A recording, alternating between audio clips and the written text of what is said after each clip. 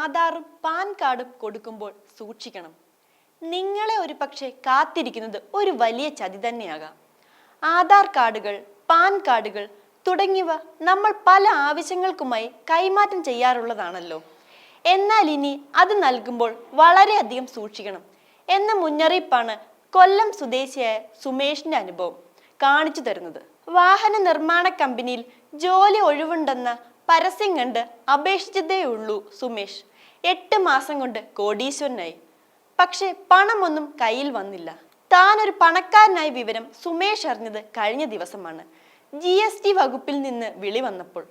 കൊല്ലം ബോട്ടിന്റെ spare parts കടയിലെ സെയിൽസ്മാനായ ഈ യുവാവിന്റെ പാൻ കാർഡ് വഴി 8 മാസത്തിനിടെ നടന്നത് 24 കോടിയിലധികം രൂപയുടെ കച്ചവടം. അന്തർ സംസ്ഥാന വേസ്റ്റ് കച്ചവടത്തിലൂടെയാണ് സുമേഷിന് പണി കിട്ടിയത്. നികുതി വെട്ടിപ്പ് പിടികൂടാൻ ഉദ്യോഗസ്ഥർ എത്തിയപ്പോൾ സുമേഷ് ബോട്ടിന്റെ സ്പെയർ പാർട്സുമായി കൊല്ലം നഗരത്തിലൂടെ സ്കൂട്ടർ ഓടിക്കുകയായിരുന്നു. സുമേഷിന്റെ പാൻ കാർഡ് പകർപ്പ് ഉപയോഗിച്ച് 2023 നവംബറിലാണ് നികുതി വെട്ടിപ്പ് മാഫിയ വേസ്റ്റ് വ്യാപാരത്തിലുള്ള GST രജിസ്ട്രേഷൻ തരപ്പെടുത്തിയത്. സുമേഷിന്റെ ഇല്ലാ കടയുടെ പേരിൽ അവർ 24 കോടിയോളം രൂപയുടെ കച്ചവടം നടത്തി.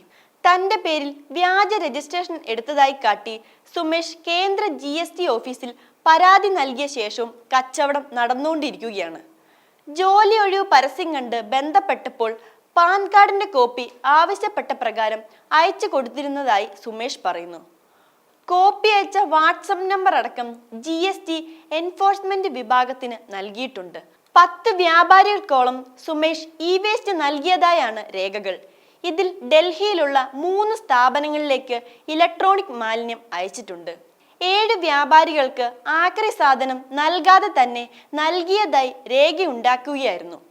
ഡൽഹിയിലേക്കുള്ള കച്ചവടം സുമേഷിന്റെ GST രജിസ്ട്രേഷൻ വഴിയാണ് നടക്കുന്നതെന്നാണ് രേഖകളെങ്കിലും യഥാർത്ഥത്തിൽ മറ്റാരുടെയോ ചരക്കാണ് കടത്തുന്നത്. പട്ടാമ്പി കേന്ദ്രീകരിച്ചുള്ള മാഫിയയാണ് ഈ തട്ടിപ്പിന്റെ ആസൂത്രകർ എന്നാണ് GST വകുപ്പിന്റെ പ്രാഥമിക വിലയിരുത്തൽ. പല ജില്ലകളിൽ നിന്ന് സുമേഷിന്റെ രജിസ്ട്രേഷൻ ഉപയോഗിച്ച് ഡൽഹിയിലേക്ക് കച്ചവടം നടത്തിയിട്ടുണ്ട്.